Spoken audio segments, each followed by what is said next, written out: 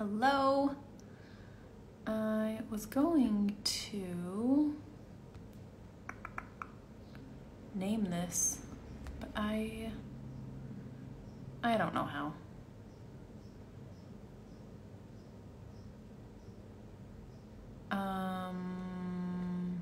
Okay, I'm not gonna do that. All right, so while I'm chatting, if you have questions, comment below. I can see those and will answer them as I'm working through this list. If you are not watching this live, just go ahead and message me whatever questions you have, and I can answer them for you. So I'm just gonna go through, I have the pattern in front of me, and I'm just gonna go through the suggested supplies list and talk about them there. So let's start with needles. Needles, I feel like there's so many different options and so many people like so many different things depending on their own personal preference. How they hold a needle, I think, plays into it. I mostly use a size 5 needle. I like DMC needles. They're smooth, they don't like catch on things. So anyways, size 5 needle is gonna have a smaller eye of the needle. For a while, the size 5 needles were like perfect and I could fit 6 strands in there really easy. And then for a while, they started making the eyes smaller. So it's like, this one's really small. I have some of their old ones, but I've noticed recently that the size 5s have started to be a little bit bigger eye. So they're a little bit easier to get in. But these are my favorite just because I like the length and they're really sharp. Another popular one is a chenille needle. They're a little bit thicker. The needle is a little bit thicker, but look at that eye. Like you can fit all kinds of thread in that. So that's really nice, but they're a little bit thicker and they're a little bit shorter. Not a whole lot shorter, but enough that I can like, oh, those ones are the same. Sometimes I feel like they're a little bit shorter, but like barely smaller. Anyways, that's not like the biggest problem. But just making sure you have something that you can fit your threads through the eye and that's sharp enough to go through your fabric, especially like some people use like double their fabric. So they're going through 2 layers. So just making sure you have a sharp needle is really important. But there's so many different needles. I have this one as well. I mean, I have a ton. So this one is like super thick. I really like this one for French knots if I'm doing a whole bunch of them, but the eye of it is really good. This might be my chenille needle because it's shorter. Oh yeah, there we go. Like it's barely shorter, but I can tell when I have it in my hand, I can tell the difference. The other one must be like a tapestry needle or something. I don't know. I have so many needles and I don't know their names, but I use them all for different things. Like this one is teeny tiny. Like the eye of it is really little and it's really short compared to like a regular. Oh, that's my long needle. Hold on. Let me put down my pin cushion. Okay. So I've got like this tiny short needle in the middle, and then like this is the size 5, and then this is like a long needle. I think it's like a milliner's needle or something like that, but it's like the same thickness as a regular DMC, like the size 5 needles, and then the eye is a little bit smaller, but I really like it once in a while. I don't know. Anyways, whatever needle you can find that has an eye and is sharp, it should work fine. And if you need one of these pin cushions, because they are adorable.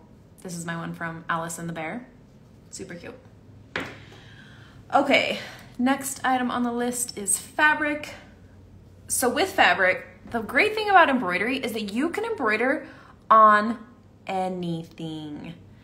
I mean, some things are gonna be easier to embroider on, and some are obviously gonna be harder, like canvas, that would be hard.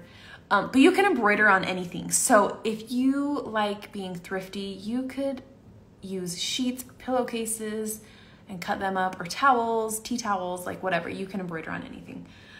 If you're gonna go out and buy something, I have two recommendations. My first one is a Kana cotton.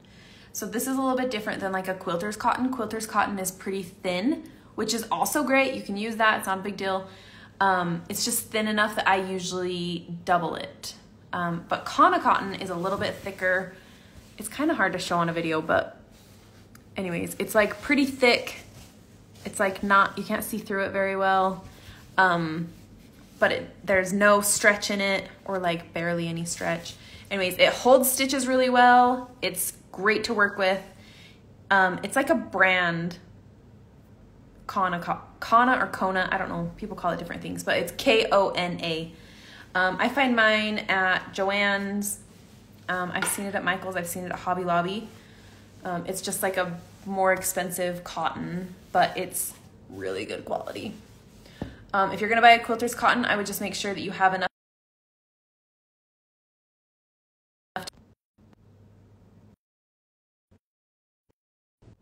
I forgot to turn my phone on Do Not Disturb. I'm sorry about that. Okay, I would just make sure that you have enough to double your fabric so that it's not too thin. The other option that I really like is a linen. So this is a cotton linen blend, but you can kind of see through it a little bit more, where you can like see the weave in it, where this one you can't as much. I have so many alarms going off. I'm sorry. I thought I was prepared. Anyways, you can't see through this one quite as much as like this one you can. You can kind of see like right here. I really like linen though, especially for beginners. It's really a lot easier to like get your needle through. It doesn't hold quite as well as the Kana, but if you put something behind it, that will help, like a quilter's cotton, that thinner cotton. Both great options. I haven't gone to the store yet and grabbed the material that I'm going to use for this stitch along. I am probably going to go with a Kana cotton, but they have a natural that has like natural like grains in it. Like it's like almost speckled. Does that make sense? Or I will go with like a tan colored one. So you can do whatever you want. The only thing I'll say is if you're gonna go with a darker color, then wait until I talk about transferring your pattern, because you'll need something special. But you can use any fabric you want. Some people use printed fabric, some people use just plain colored, some people just use white. I generally just use a white. I think this is actually bone is the color, I think. It's like a little bit off white, so I can stitch white on it. Anyways, that is fabric. There is so many available. So thrift something or buy something. It's fun. All right, next up is embroidery thread. Embroidery thread in the US, generally you're gonna be able to find DMC or Anchor, most likely. Cosmo is around. Those are the three that I like best. Cosmo tends to be the more expensive, like instead of like 70 cents a skein, it's like $2, which seems ridiculous. I can't tell a difference when I'm using that versus like a DMC. But Anchor and DMC are really super similar in price. DMC, I've been noticing, or not DMC, Anchor threads have been on spools for a while, but I've been seeing a lot of people posting that they are moving back to skeins like this. And so these are selling crazy cheap, like 25 cents. So anyways, if you want to pick your own colors, DMC might be the way, or Anchor might be the way to go if you can get them for really cheap. I've seen them really cheap at Michael's and Joann's. So anyways, Anchor has been coming on spools. Their color numbers are here. They're different than the DMC. If you want to use the same colors as me, there's a lot of like conversion charts online. So you can like find a DMC to Anchor color chart and it will show you like the equivalent. But you also might find Anchor like this. And usually it just says at the top like what brand it is. So this one's DMC. And then the number is on the bottom. The newer ones are all like plastic. The older ones look like this. And then the number is there. And these ones are paper. So I have a lot of these from my mom and my grandma, but there's our threads. Embroidery thread comes like this, 6 strands all twisted together, but you can separate them, which we'll talk about more in our classes. But anyways, that's how it looks, is like you can like pull out if you only want to use like 1, 2, or 3 threads. I don't think I have anything else to say about embroidery thread. I did a story yesterday. If you missed it, it's in the highlights as well. But the pattern says 776 for the pink, but that's a retired color, which I didn't realize. So I've changed the pattern, the color palette. 776 was replaced with 3326. So anyways, if you have a question about that, let me know. Okay, next is embroidery hoops. This is my favorite part. There is so many different options for embroidery hoops. So depending on what you have near you, what's in your price range or whatever is gonna determine what you wanna get. So first, oh shoot. I forgot one at my desk. Hold on.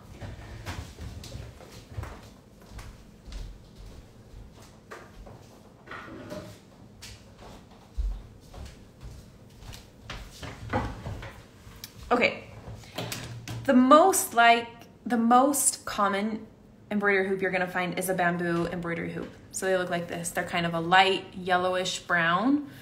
The hardware up the top is silver or gold.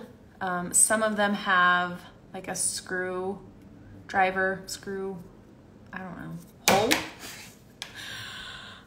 I know the right words, I don't know. Anyways, but that's how you tighten and loosen your hoop. These are great, especially for beginners. The only problem with them is that they're not always perfectly circular. Sometimes they're a little bit more oval, and they're not like perfect. So one of the problems I have found is that since they're not perfectly circular, I like to mark the center.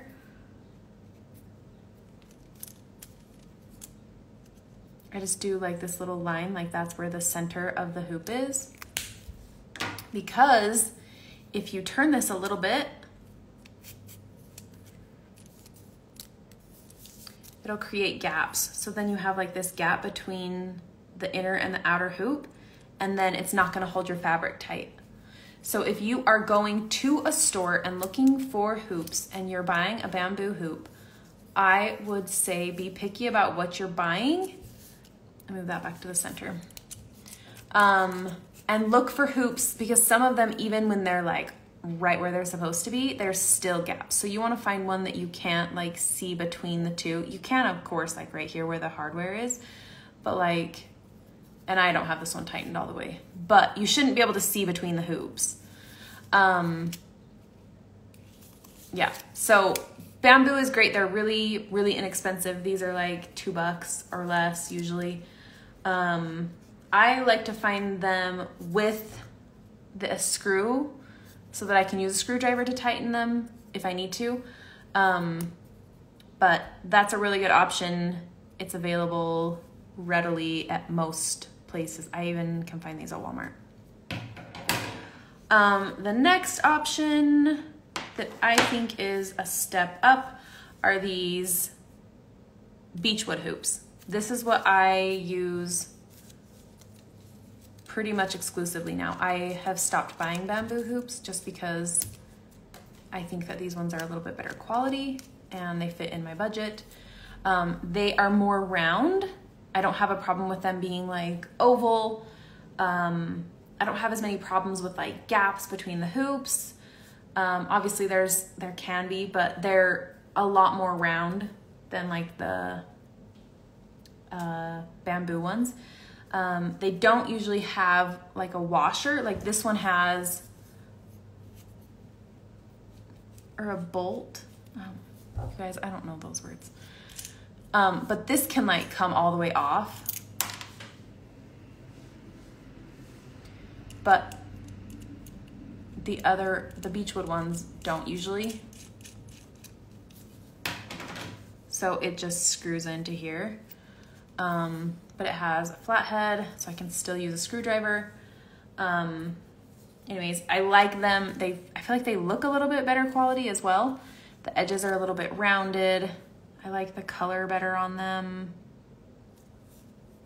So these are beechwood hoops. Another option is like wood hoops. So these ones are Harvest Co. I don't remember the account. Anyways, these are like wood and they're like thick. They're also similar, like Nerge makes hoops like these as well. But same thing, like they have like a washer here that this will like screw into, but it has like a screwdriver end. I don't have a problem with these being like oval shaped or anything like that. But they're like nice and thick. They look really nice. They come in a variety of sizes. Let's see if I can get this back on. Anyways, that's another option. These I can't find like on Amazon or anything though. You'd have to go like to Etsy or to somebody that's like selling them. But if you want to look for these, let me know and I can help you find them. These are cute. Another option would be to go plastic. Plastic options would be like these type. This is my favorite plastic hoop. So I like, these are really easy to tighten and loosen.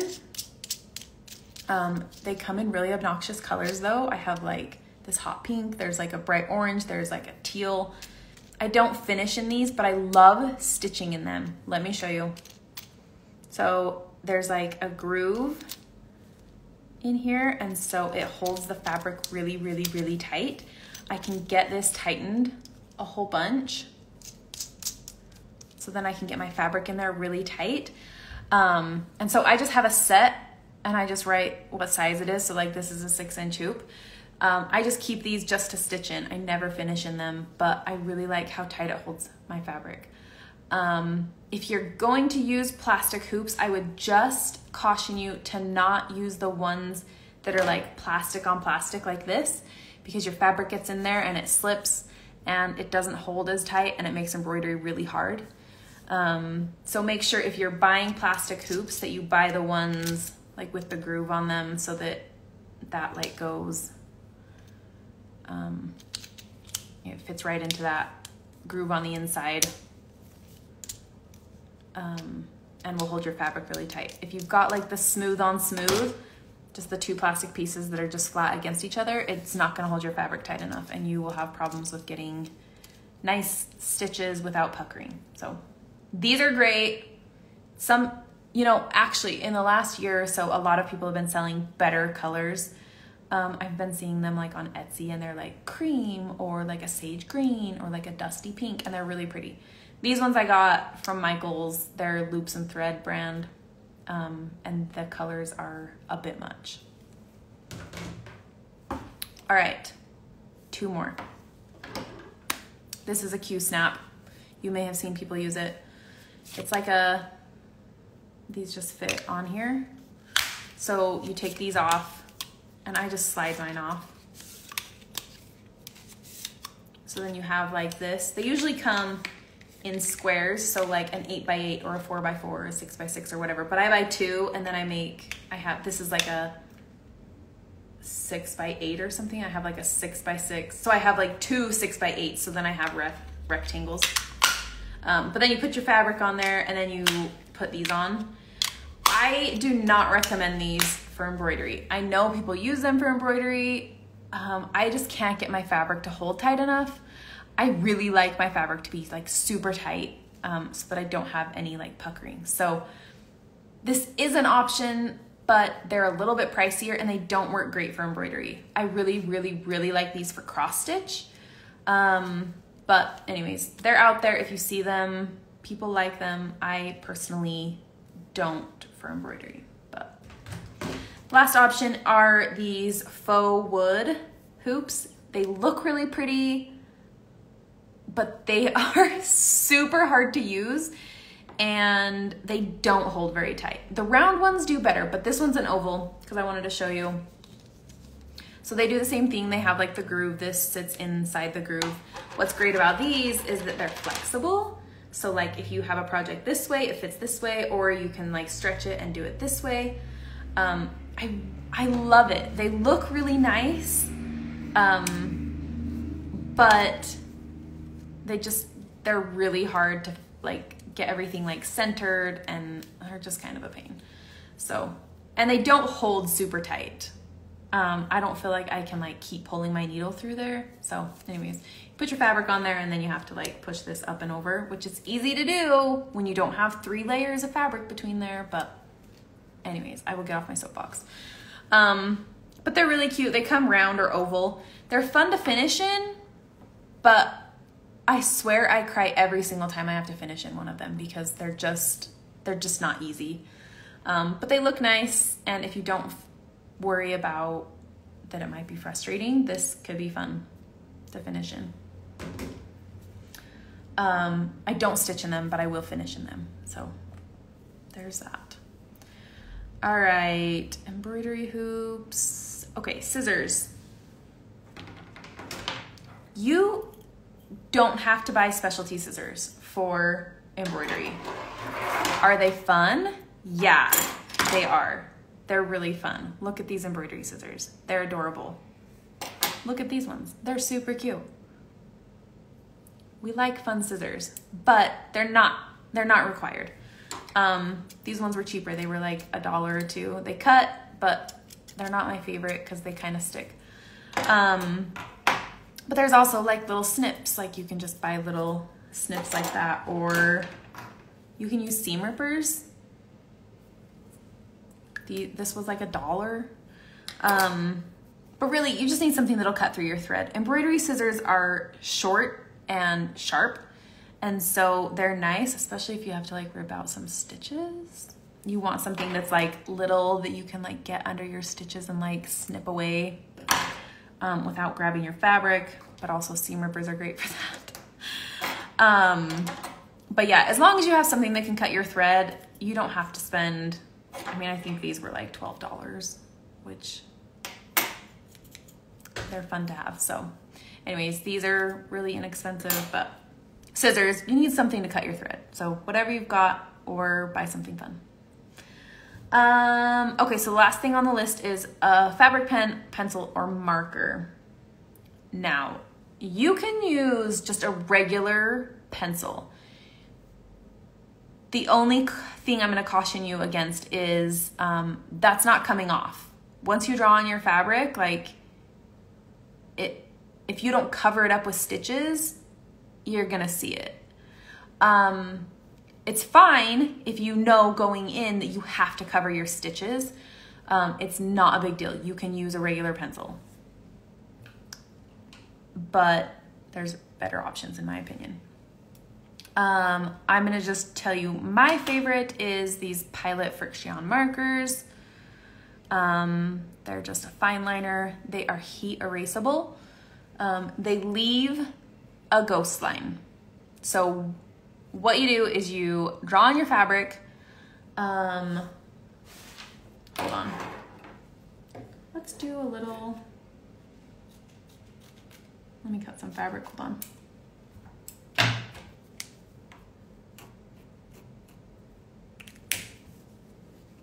Draw on your fabric, and then this end is rubber, and what it does is when you erase over it, it heats up.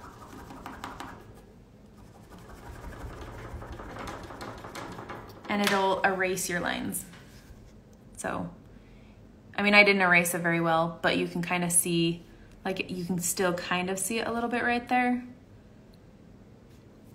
Anyways, so you can erase it with heat. So what I do is I draw my design and then I use a blow dryer and I blow dry over it. So usually the, like the ghost lines that it leaves behind, you can't see because you've stitched over it. So once you've erased them, they're pretty much gone. If it gets really cold, like if I were to stick this in the freezer, those lines would come back. but then you can blow dry it again or use an iron over it and they'll erase again. So these are heat erasable. I like the markers, but they also make a pen that I've used. I would just say use the dark colors. Like the green and the orange and the pink look really fun. They're fun for paper. Don't use them on your embroidery. Sometimes they don't erase.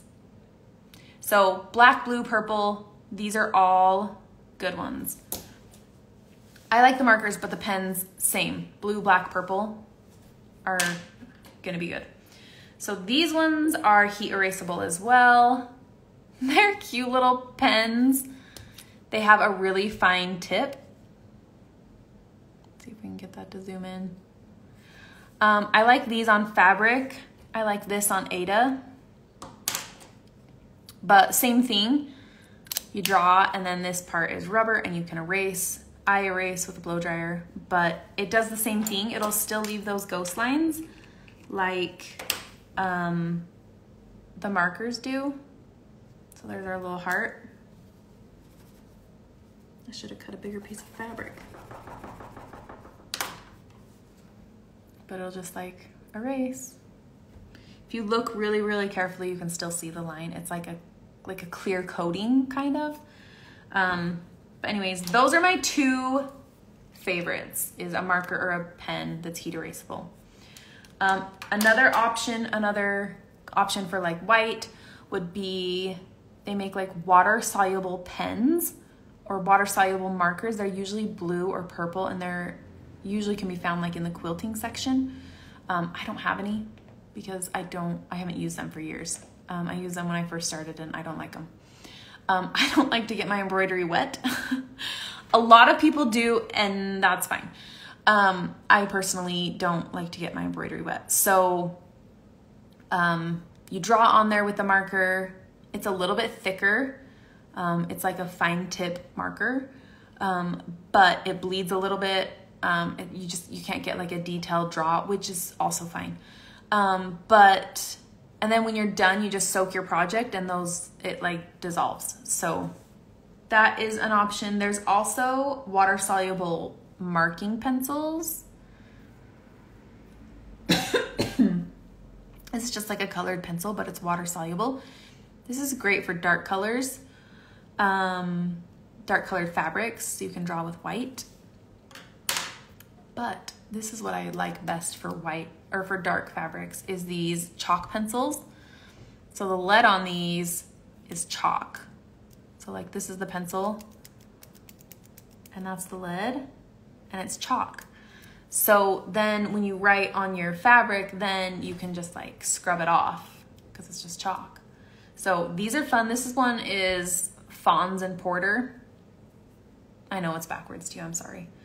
There's also, what's the other brand? Boheen, I think. I don't remember. I own that one too. They're the same and they're like the same price. But it has like an eraser with it, which you can use if you're using on pencil or on paper or something, but it doesn't really work on fabric. It just like leaves behind like an eraser. So usually I'll just like get another piece of fabric and just like rub it across it and that'll help it erase. So these are great for dark colors. You can also get a little crazy and buy like the sticky solvy. I wonder where mine is. I'll go grab it. Hold on.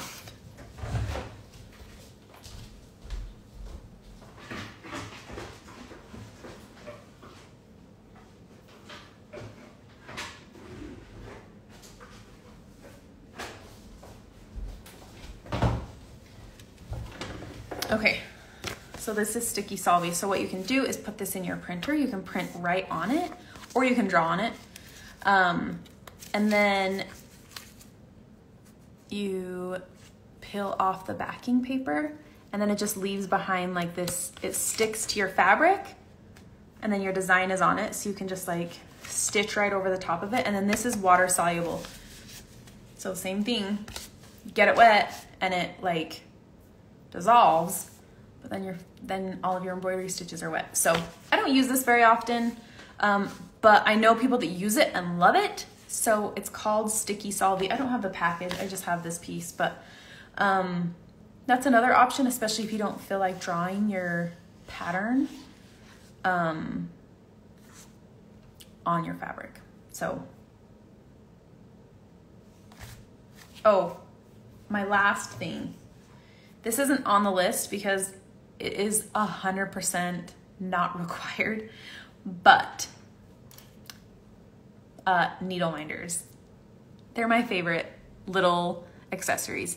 So this is a needle minder. What it is it is a magnet. So there's a magnet on both sides, and you put this on your fabric. So then the back of your fabric has this end, and then the front has this end. So then when you're stitching and you're done stitching, then you just get your needle and it sticks to your little needle minder, and it just holds onto your needle for you. 100% not necessary, but so fun. There's tons of these on Etsy. This one is from Beck's Stitches. Wah! She has new ones coming out on Friday that are like a sunflower and a daisy. Giselle, Alice and the Bear, makes needle minders, but they're in the shape of a pincushion. I don't have mine here. I have it over at my desk, but same thing. It just has the magnet. But anyways, there's tons of options if you want to look for them, like on Etsy, or if you want links to the ones that I like, I'm happy to give those to you as well.